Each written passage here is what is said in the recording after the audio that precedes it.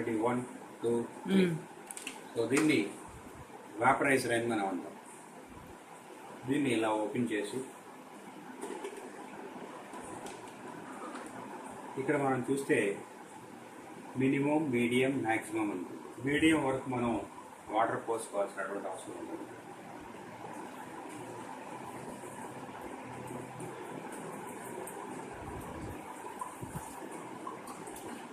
Medium వరకు water పోసిన తర్వాత దీంట్లో బ్రీతెక్స్ ఇక్కడ ఉంటుంది చూడండి.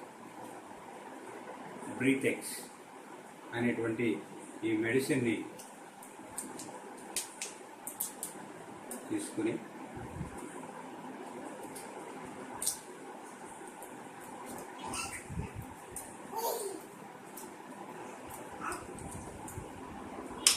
ఇలా ఉంటుంది. దీన్ని దీంట్లో డిజాల్వ్ చేయాలి.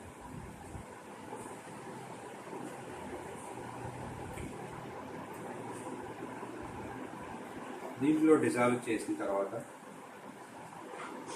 దీన్ని క్లోజ్ చేయాల్సిన అవసరం ఉంటుంది.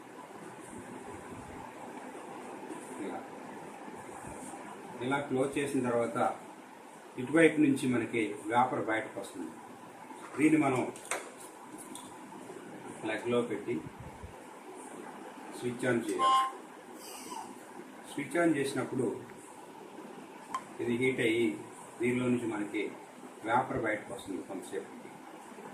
సో ఈ వేపర్తో పాటుగా మనం ఇచ్చినటువంటి బ్రీతెక్స్ మెడిసిన్ వాటర్లో కలిసి ఈ వాటర్ ప్లస్ మెడిసిన్ కలిపి వేపర్ బయటకు వస్తుంది.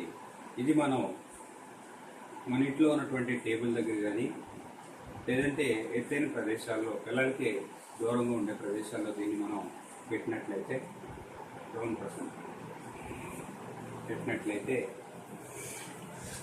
సో ఇలాగా మనకు కావాల్సినటువంటి ప్రదేశాల్లో పెట్టింది. అయితే దీన్ని వాడేటప్పుడు కొన్ని జాగ్రత్తలు తీసుకోవాల్సిన అవసరం ఉంది. పిల్లలకి ఎప్పుడు దీన్ని మూతి దగ్గరగా పెట్టకూడదు. అలాగే మనం కూడా మూతి దగ్గరగా పెట్టుకోకూడదు.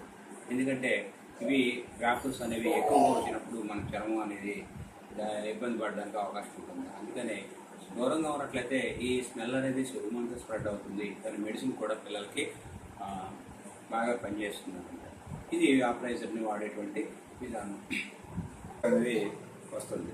ఇలా దగ్గరకు చూసినట్లయితే మీరు దీంట్లో ఉన్నటువంటి పేపర్ బయటకు రావడం, ఆ సౌండ్ కూడా మీరు వినగలరు.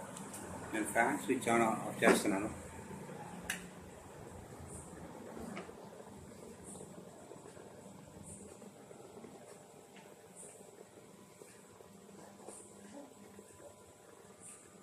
అది అలా వేపర్ అనేది రూమ్ అంతా వ్యాపిస్తుంది.